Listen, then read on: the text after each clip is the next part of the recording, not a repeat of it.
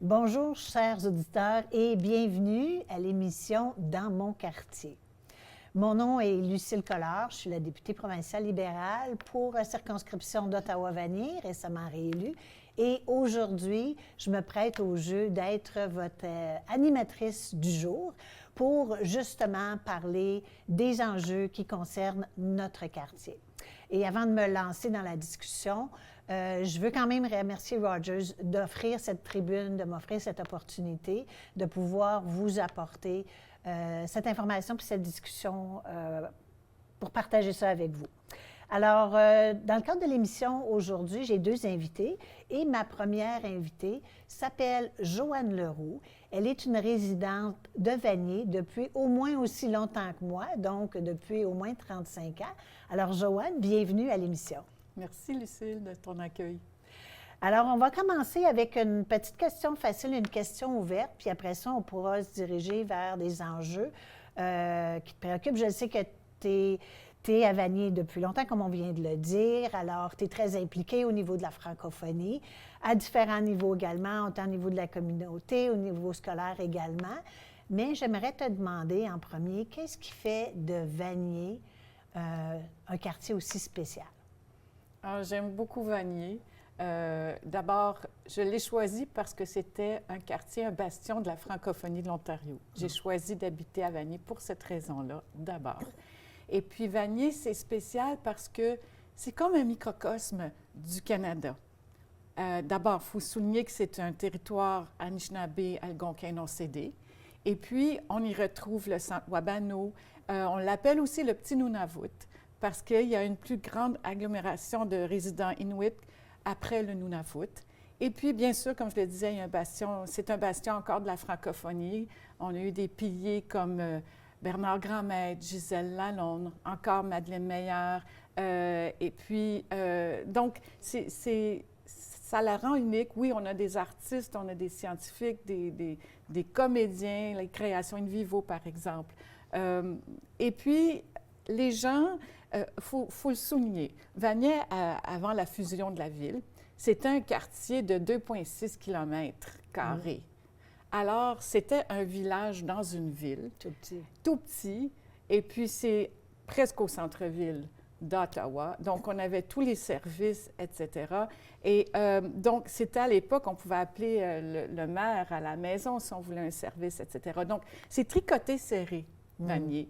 Et puis, bien sûr, comme toute communauté, c'est en évolution et je me réjouis d'accueillir de plus en plus d'immigrants, de résidents citoyens. Et puis, non seulement Vanier, mais la francophonie de Vanier s'en trouve très enrichie. Je pense, entre autres, à un mosaïque interculturel. Donc, puis on est à proximité des ambassades également. Donc, c'est ça, c'est un microcosme du Canada, comme je le disais, et j'aime énormément ma communauté. Oui, puis moi aussi, je l'aime, ma communauté. Puis d'ailleurs, moi aussi, la francophonie, c'est vraiment ce qui m'a attirée à Vanier parce que je voulais élever mes enfants dans un milieu francophone. Et la proximité du centre-ville, bien évidemment, c'est très attrayant. Moi qui ai été une fonctionnaire pendant presque 35 ans. Alors, comme tu l'as mentionné, Vanier, c'est vraiment une communauté diverse, une communauté francophone, mais également une communauté qui connaît beaucoup de défis, qui a beaucoup d'enjeux qui doivent être adressés. Et moi, je voudrais qu'on parle un peu de la problématique, mais surtout de qu'est-ce que les gouvernements devraient faire mieux pour vraiment mieux appuyer notre population francophone, notre population vulnérable, notre population diverse dans toutes ces cultures, et tu l'as mentionné, communauté autochtone très, très présente également. Alors, on sent qu'il manque un certain appui de la part des gouvernements. Qu'est-ce que tu aimerais voir, toi? Bien, Vanier, on a le cœur sur la main. Je pense à la banque alimentaire, le déjeuner des flocons de neige au centre Pauline Charon qui dessert les aînés. Et puis, il se trouve à Vanier un énorme montant de services à la communauté défavorisée. Et puis, peut-être trop. Je reproche à d'autres quartiers de ne pas faire leur part. Et un exemple flagrant, c'est que notre unique aréna, Bernard Grandmaître, sert de refuge depuis la pandémie. Et nos jeunes n'ont plus accès à cet endroit-là, ces installations-là. Donc, il est temps que la Ville se prenne en main et appuyée de différentes instances, bien sûr, pour accueillir les gens vulnérables, pas seulement à Vanier. Et nous, c'est pas qu'on est... nous, ce qu'on prône, c'est le logement abordable partout et des services adaptés. Un refuge comme l'Armée du Salut, ça ne va pas régler rien, c'est archaïque comme service. Alors ça, c'est quelque chose que je souhaiterais qu'on change à Vanier. On va aussi avoir un centre de pédiatrie sociale avec le Centre des services communautaires Vanier, qu'on a bien hâte d'accueillir. Et puis, donc, c'est en principe ça. Je voudrais qu'on fasse notre part, pas seulement à Vanier. Oui. Puis, tu l'as dit, je pense que Vanier accueille beaucoup de services sociaux, ce qui a l'effet également d'attirer encore plus de gens dans les quartiers, des gens qui ont besoin de bénéficier de ces services-là. Et comme tu l'as mentionné, c'est un fardeau qui devrait être partagé partout dans la ville d'Ottawa. Et moi, je suis de cet avis-là également. Et je pense qu'on a besoin d'investissement, on a besoin de voir les paliers de gouvernement travailler ensemble pour adresser ces enjeux-là. Au niveau de la francophonie, par contre, on a un manque à gagner parce que le gouvernement a pris des décisions qui ont mis la vitalité de la francophonie en péril. Et on aimerait revoir certains services revenir. Est-ce que tu peux nous en parler un petit peu plus? Avec plaisir, oui. Je regrette et j'aimerais qu'on rétablisse l'indépendance du commissariat aux services en français au niveau provincial. J'étais fière d'avoir François Boileau, l'ancien commissaire, comme voisin à Vanier. Et puis, l'autre chose que j'appuie, c'est, selon le sondage mené par l'Assemblée de la francophonie de l'Ontario, un des besoins criants, c'est l'éducation, surtout au postsecondaire. Donc, mais l'éducation, moi, je rêve d'avoir un unique conseil scolaire francophone. Parce que là, on s'arrache, les élèves, et on ne peut pas enseigner le basketball à une classe de 4 élèves en 10e année. Il faut s'unir pour ne pas les perdre aux écoles anglophones. C'est ce qui arrive. Et aussi, en s'unissant, ça évite qu'un enfant fasse 1 heure d'autobus pour se rendre à l'école. Donc, il faut se tenir. On est minoritaire, en situation minoritaire, donc il faut vraiment s'unir. Il est grand temps. L'autre chose que j'aimerais voir aussi, c'est le Centre Pauline Charon fait un travail extraordinaire pour donner du divertissement, des services aussi un peu aux aînés, les accueillir. Par contre, ça prend plus de résidences pour les francophones en Ontario et des résidences aussi non confessionnelles. Si on va en milieu rural, on retrouve surtout des résidences catholiques qui risquent de ne pas desservir tous les francophones. Alors, il faut de tout pour servir les gens.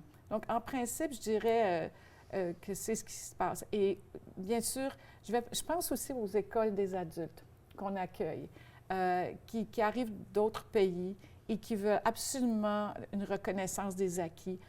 Ils ont une famille à nourrir, ils veulent gagner le milieu du travail rapidement. Donc, il faut une plus grande reconnaissance des acquis, un accueil en français, bien sûr, et puis leur offrir, pas seulement à eux, mais à tous les adultes qui retournent aux études, des services de garderie. Ouais. Je suis contente que tu aies mentionné l'éducation parce qu'à mon avis, c'est un gros dossier.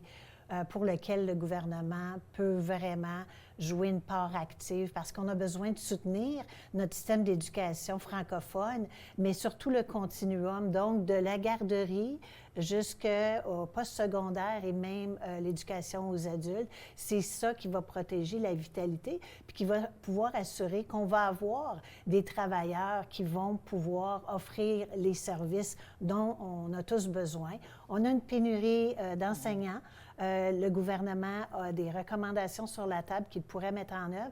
Alors moi, je vais continuer mon travail à Queen's Park. On y retourne la semaine prochaine de façon très active et évidemment, je vais continuer de militer, de demander de meilleurs services, de meilleurs investissements pour notre francophonie à Vanier, mais également partout dans notre communauté francophone à travers la province. Alors, merci beaucoup, Joanne. Merci à toi. Alors, pour les auditeurs, on va prendre une petite pause et on continuera après avec un autre invité pour parler un autre des sujets importants dans notre quartier.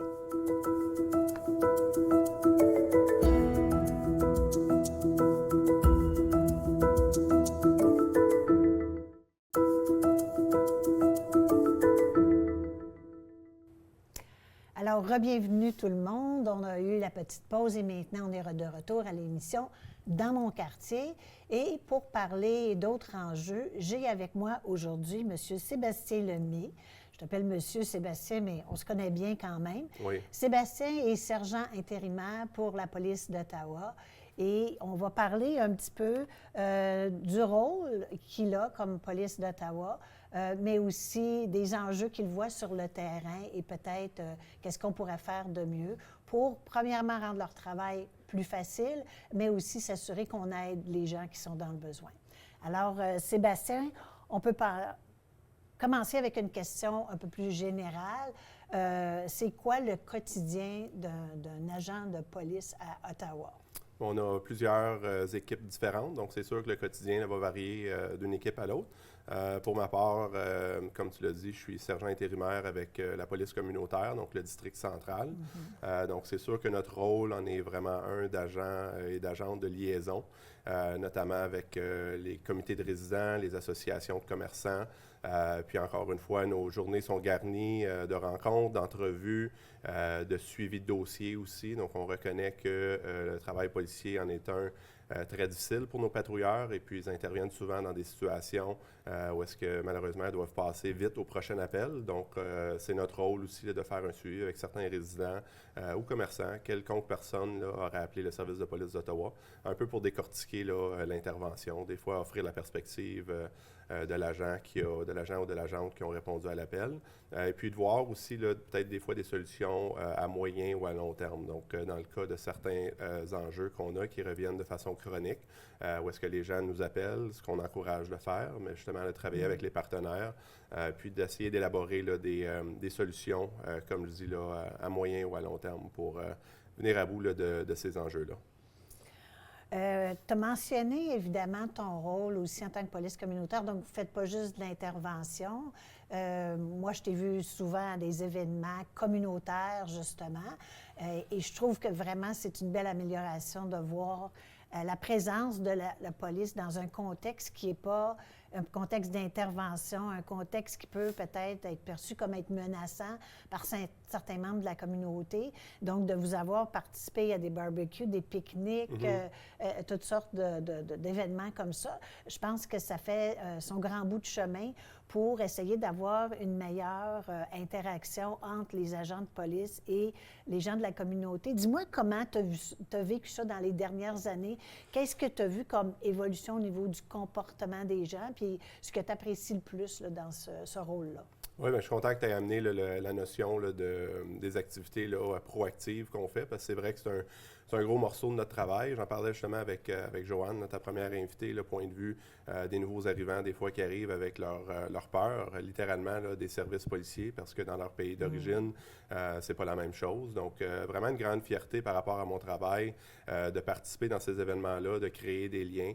On a des gens aussi au niveau socio-économique, ils voient la police d'un mauvais œil. Donc, encore là, c'est d'avoir ces interactions-là positives, comme tu l'as mentionné, pour vraiment là, créer un rapport de confiance confiance pour que leur prochaine interaction avec un policier, peu importe les circonstances, mais que ça soit là, en quelque sorte plus facile. Puis oui, justement, on a parlé des nouveaux arrivants, donc on a plusieurs entités dans la ville qui leur viennent en aide au niveau de l'accueil, puis de s'acclimater justement là, aux coutumes canadiennes. Donc à ce moment-là, on a souvent des invitations comme policiers communautaires pour leur donner une brève présentation de ce à quoi s'attendre s'ils doivent avoir une interaction là, avec la police, que ce soit par un comportement qu'ils ont fait ou s'ils sont impliqués comme victimes ou comme témoins. Donc vraiment, là, un gros morceau du travail qu'on fait, là, c'est justement ça.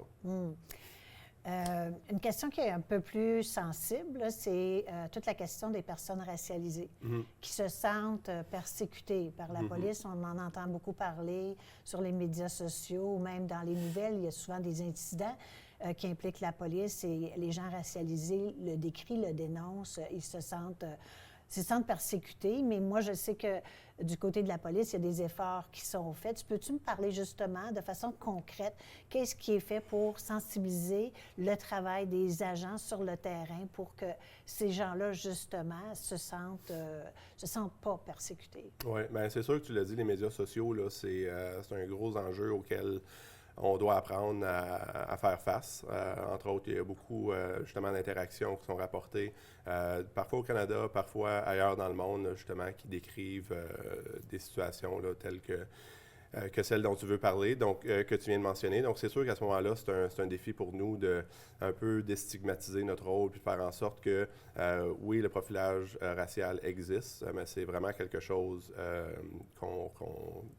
contre lequel on s'implique justement pour, encore une fois, expliquer que dans certains contextes, il y a une intervention policière qui doit être faite, nonobstant la race là, de la personne ou de l'individu qui est impliqué là, dans la situation. Mais encore une fois, au niveau local, quand des choses comme ça sont alléguées, bien, c'est de décortiquer puis de voir avec la personne, OK, mais est-ce qu'il y a tel comportement qui a été fait? Puis aussi, il ne faut pas oublier qu'on a des avenues là, justement pour se plaindre là, de comportements policiers. Donc, quand on décortique la chose, on offre toujours aussi la possibilité à la personne qui peut s'être sentie là, stigmatisée ou que l'interaction n'était pas justifiée avec là, des mécanismes là, pour porter plainte, puis que l'enquête soit faite justement là, sur le déroulement des choses, puis si c'était justifié ou non. Parce qu'évidemment, vos interventions sont basées sur le comportement de la personne, puis pas sa couleur. Je pense que c'est un état de fait, puis Exact. Je pense qu'il y a des fausses idées peut-être qui circulent à cet effet-là. Je voulais savoir, est-ce qu'au niveau de la formation que vous avez comme policier, peut-être dans votre formation initiale, mais aussi par la suite dans la formation continue, est-ce que c'est un sujet qui est abordé? Oui, bien, ce sujet-là, le sujet aussi de désescalade, donc quand on a des personnes en état de crise, justement, là, d'utiliser le dialogue là, après ma barre au lieu d'utiliser là, toute notre attirail là, au niveau de l'emploi de la force. Donc, à ce sujet-là, là, il y a une révision qui a été faite de ce que j'appelle encore là, le modèle d'emploi de la force, mais qui a vraiment évolué là, pour avoir une composante plus, justement, là, de désescalade, puis d'utiliser d'autres outils là, avant de recourir là, à tout ce qu'on a là, sur notre ceinturon. OK. Il y a un sujet que je voudrais aussi, dont on parle, puis je le sais que c'est un sujet qui est également sensible. C'est un enjeu important dans notre société, surtout sur la place du marché, à Vanier aussi, dans ces régions-là, où il y a beaucoup de services sociaux. J'aimerais que tu me parles un petit peu du rôle de la police dans la lutte contre l'itinérance, puis aussi la crise des opioïdes, qui est un peu associée à ça, mais pas exclusivement, parce que j'imagine que vous avez beaucoup d'interventions à faire à ce niveau-là. Vous êtes sur le terrain, vous voyez ce qui se passe. Quel est votre rôle? Bien, comme tu l'as dit, c'est sûr que c'est un sujet qui est deux sujets, en fait, deux enjeux qui sont très complexes, aussi polarisants d'un certain côté. Il y a certaines personnes qui comprennent le phénomène de l'itinérance, qui ont de l'empathie pour les gens qui sont impliqués dans ça. Il y en a d'autres qui sont un peu plus intolérants. La même chose avec la consommation de drogue. Donc, c'est sûr que nous, comme policiers, on a notre code criminel, on a différentes lois provinciales aussi qu'on peut appliquer. Dans le cas de, par exemple, une personne aux prises avec l'itinérance qui a une tente dans des endroits inappropriés, donc, nous, on peut intervenir là, à cet aspect-là. Aussi, au niveau de possession de drogue et particulièrement là, du trafic de drogue, on a des équipes vraiment qui ciblent les trafiquants de drogue là, pour s'assurer, encore une fois, là, qu'on essaie là, d'enrayer ça. Mais d'un autre côté, comme tu l'as mentionné, là, on a des sites d'injection supervisés, on a des groupes de soutien pour les usagers de drogue. Donc, c'est vraiment, là, encore une fois, comme policier communautaire, d'être un peu au milieu de tout ça. On rassemble aussi beaucoup les gens. On a des comités là, qui ont été créés, notamment pour ce qui est de l'approche en matière d'itinérance. Donc, quand une tente ou un campement est signalé à la ville, on est partenaire avec la ville, les services d'entraide pour vraiment voir, OK, oui, on peut démanteler cette tente-là, mais cette personne-là va se retrouver où? Donc, à partir d'un système là, de rapport, une application qu'on utilise pour faire un suivi, en dans quelques jours, il y a des services d'entraide qui sont envoyés en premier lieu. Puis ensuite de ça, si la personne refuse là, de collaborer, bien, on doit, là, encore une fois, là, appliquer les lois et règlements. Au niveau de la consommation de drogue, bien, c'est sûr que quand on a des interactions avec des usagers de drogue sur la rue qui utilisent activement de la drogue, bien, on essaie de leur recommander les services là, du site d'injection supervisé qui est le plus proche. Puis encore une fois, là, quand il y a de l'application de règlement qu'on peut faire, là, bien, on s'exécute à ce niveau-là.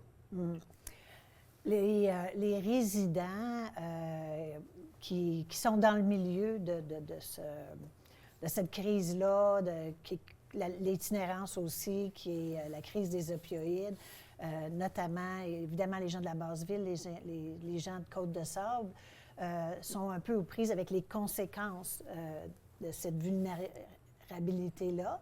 Et les gens ont un peu l'impression qu'un certain laxisme de la police, parce que ces gens-là sont dans la rue, consomment ouvertement, sans qu'il semble rien se passer.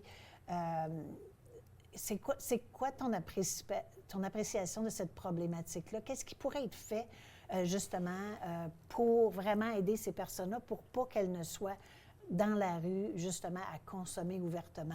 Et les gens se sentent menacés, dans le fond, là. Moi, il y a des gens qui m'ont dit qu'ils ne veulent pas laisser leur enfant marcher tout seul. Ils ne se sentent pas en sécurité. Alors, est-ce que vous avez les mains liées d'une part, ou c'est quoi ce que vous pouvez faire pour aider avec la situation? Bien, je pense que comme service de police, c'est sûr, c'est de se concentrer sur les partenariats qu'on a avec les différentes agences, puis de reconnaître que nous, on a un certain rôle à jouer, mais au niveau du bigger picture, je veux dire, là, au niveau des solutions moyen et long terme, si on parle de logement durable, des trucs comme ça c'est sûr que c'est hors de notre contrôle. Fait qu'au niveau micro, quand on reçoit là, des plaintes comme ça, bien, c'est sûr, c'est d'éduquer les gens puis de leur dire, regardez, si vous avez une situation où est-ce que vous vous sentez que votre sécurité est compromise, vous pouvez appeler le 911. Comme policier, on va être envoyé sur les lieux pour justement gérer avec la situation. On a un concept aussi qui est des évaluations au niveau de l'environnement. Donc ça, c'est un service gratuit qu'on peut offrir où est-ce qu'il y a une évaluation qui est faite si, par exemple, quelqu'un ne se sent pas en sécurité sur sa propre propriété privée. Donc, on peut faire des recommandations au niveau d'un meilleur éclairage, des caméras de sécurité, des trucs comme ça. Puis c'est un service aussi qu'on travaille avec la ville aussi. Donc, quand des fois, il y a des rues qui sont moins bien éclairées, des endroits où est-ce que, de façon répétée, on entend les résidents dire qu'ils ne se sentent pas en sécurité, à ce moment-là, c'est de voir comment on peut modifier l'environnement pour faire en sorte que, justement, les gens peuvent se sentir plus en sécurité. Mais on l'entend définitivement, le concept de réduction des méfaits.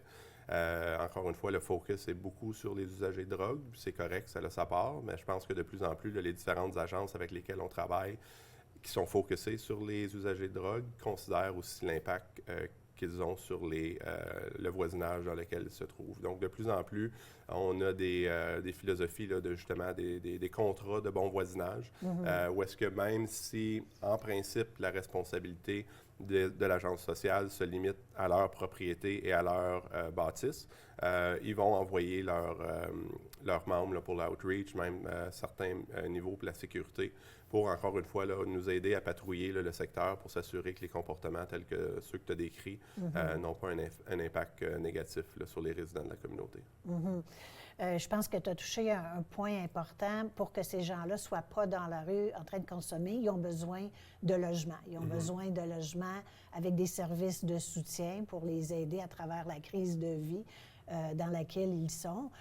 Et je pense vraiment qu'il y a un manque à gagner de la part du gouvernement d'investir justement dans ce type de logement-là et de façon prioritaire. Parce que moi, je dois avouer que ce que je vois, c'est que le gouvernement est totalement au courant de cette crise-là. On en parle partout. Ça arrive à Ottawa, mais c'est partout dans la province. Je dirais même que c'est partout dans le monde où on a de grandes crises, où il y a des grands besoins. Et on a vraiment besoin de s'y attaquer. Je pense que le gouvernement a besoin de faire des investissements. Est-ce que vous sentez, vous, comme dans vos services de police, est-ce que dans les services de soutien qui sont ouverts, est-ce que vous sentez que le gouvernement fait sa part ou vous voudriez voir plus d'intervention? Bien, c'est sûr que le concept de dignité qui vient avec une clé pour un appartement ou pour un logis revient souvent dans les conversations qu'on a avec les personnes aux prises avec l'itinérance. Puis encore une fois, j'ai de l'empathie pour la majorité de ces gens-là parce que c'est quelqu'un, encore une fois, qui a eu une mauvaise situation, qui a passé à travers une tragédie par contre, puis qu'encore une fois, il y a eu un manque soit de soutien ou des fois, les choses n'arrivent pas comme elles devraient arriver pour aider cette personne-là. Donc, je ne me prononcerai pas au niveau là, du gouvernement et des décisions qui sont prises. Je pense qu'il y a certains success stories de certains cas particuliers, une dame en particulier là, que tout le monde connaissait dans le marché, très éclatante, ne causait pas de problème, mais sa présence était connue. Puis dans les derniers mois, là, il y a eu du soutien qui lui a été offert, un appartement qui lui a été remis.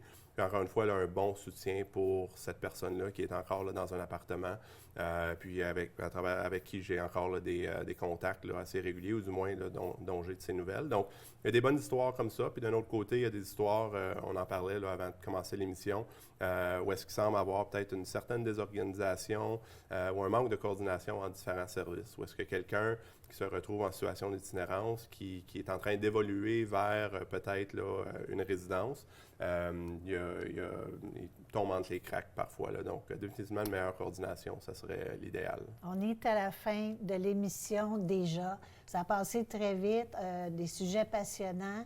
Et j'ai mon travail de découper pour mon retour à Queen's Park. Donc, merci aux auditeurs. Merci d'avoir été avec nous à cette émission Dans mon quartier. Merci Sébastien de t'être prêté au jeu. Merci Joanne. Merci Rogers de l'opportunité et à la prochaine.